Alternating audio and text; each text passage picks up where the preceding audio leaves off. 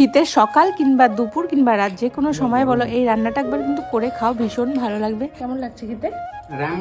Just কিচ্ছু না, ঘরে যা ছিল শীতের সবজি।